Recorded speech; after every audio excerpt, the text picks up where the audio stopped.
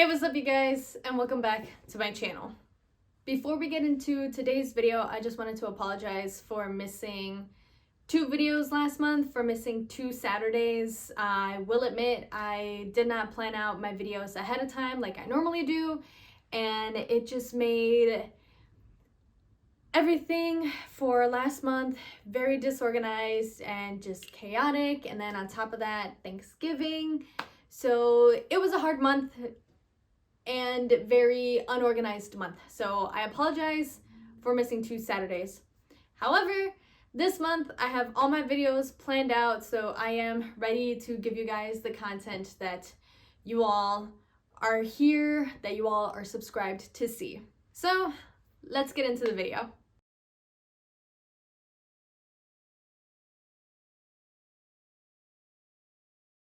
So since it is the first Saturday of the month, I wanted to talk about the books that I read last month, which weren't many. I only read 2 books throughout the month of November, and that's it. Just 2 books, and I am here to tell you guys about them. I give a short little review, rate them, and whether or not I would recommend reading them. So the 2 books that I read last month was Good Girl, Bad Blood and November 9. 2 very different, drastically different books, and I enjoyed one more than I enjoyed the other. Good Girl, Bad Blood is the second book in the Good Girl Guide to Murder series. It continues on with Pippa. She investigates a missing persons case. Her best friend Connor, his brother, goes missing, and at first she didn't want to get into the investigation. She didn't want to look into it just because of what happened in the first book, how she hurt herself, and just so many things that happened in the first book. She didn't want a repeat by getting into another investigation. But after finding out that the police weren't doing anything to investigate, she decides to take matters into her own hands and starts looking into it. So yes, this book immediately takes place after the events of the first book. Just like the first book, it was a page turner. It had me wanting more. I could not put it down. I was invested into finding out what happened to Connor's brother, and just overall wanting to see more of Pippa's character development. In this book, she is definitely more determined and more bold when it comes to her investigations. Like, there are moments in the book where she definitely steps over the line and asserts herself to get what she needs, and I love that about her. However, it did get to a point where she does get really mad, and well, she gets mad multiple times throughout the book, just because of people not taking her seriously, and it just got to a point where she had multiple outbursts of anger, but it was still really, really good to read. Do I recommend this book? Yes. 10 out of 10, 100%. I recommend reading it. If you haven't read the first book, definitely read the first book before you read this one. But I enjoyed it. It was a good way to wrap up spooky season for me, although I will pick up the 3rd book after the holiday season. But this was a good way to wrap up spooky season with a missing persons investigation. So this was Good Girl, Bad Blood. The next book that I read was November 9 by Colleen Hoover. This has been on my TBR for a little while now. Basically, it has 2 points of views. We have Fallon, our main female protagonist, who is an actress. Her father had a successful acting career, and she was basically on the road to stardom.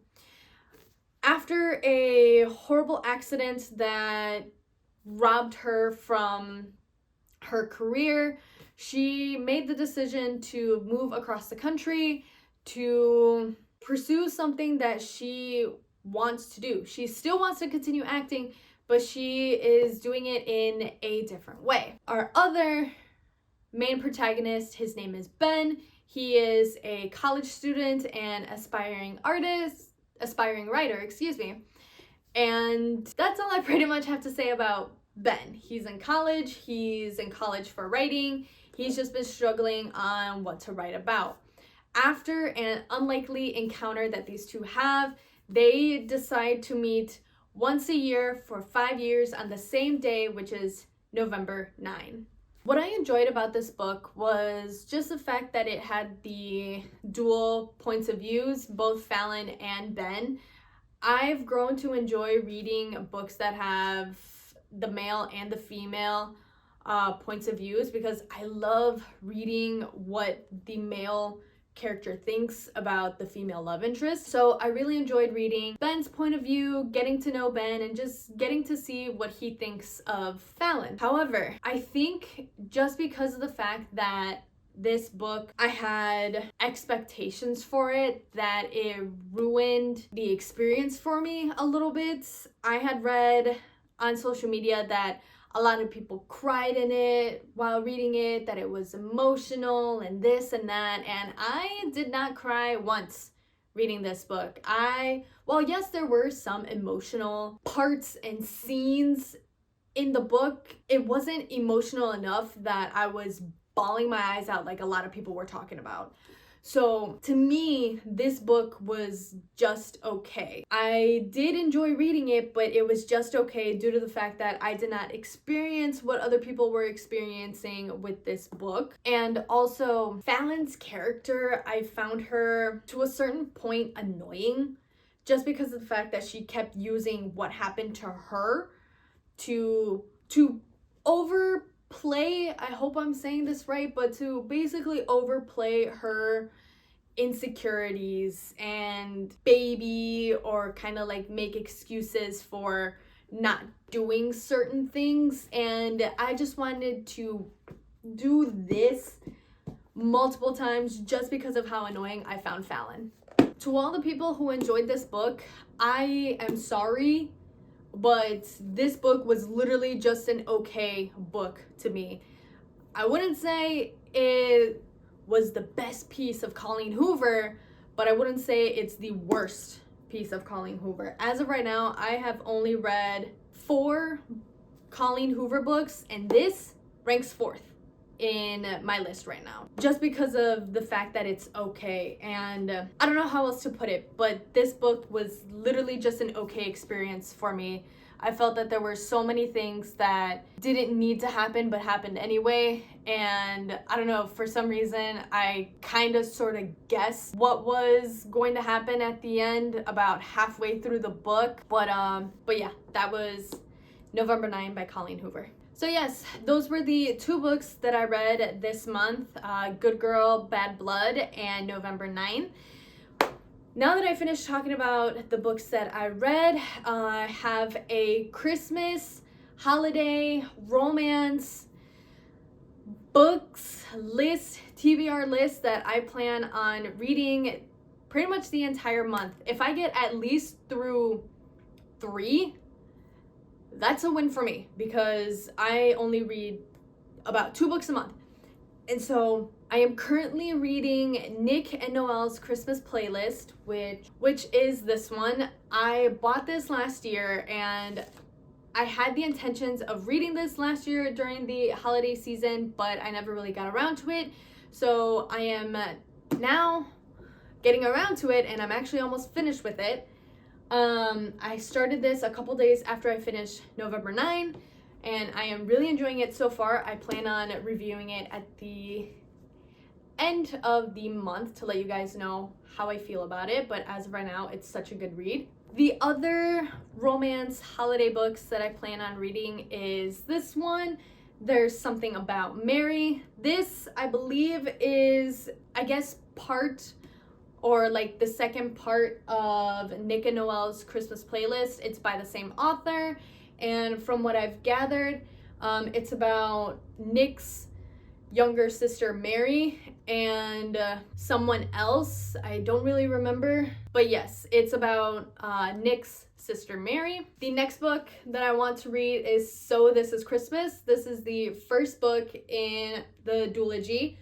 I picked it up just out of whim, not knowing what it's about. So when I read this, I'll be going in blind. So I'm really excited to read this one. And the next book that I plan on reading is All I Want for Christmas. This book is about Sadie and Max. They entered a reality singing show and they were paired to do a duet, and just so much other stuff happens. Really looking forward to reading this one. With that being said, thank you all so much for watching. Please give it a like, leave me a comment down below. Let me know what you guys are reading during the holiday season, whether you're reading holiday romance books or something holiday related, or if you're reading a genre that isn't related to Christmas at all. Let me know in the comments down below. Subscribe to my channel if you haven't done so already. Thank you all so much for watching, and I will definitely see you all next week with a brand new video. Bye!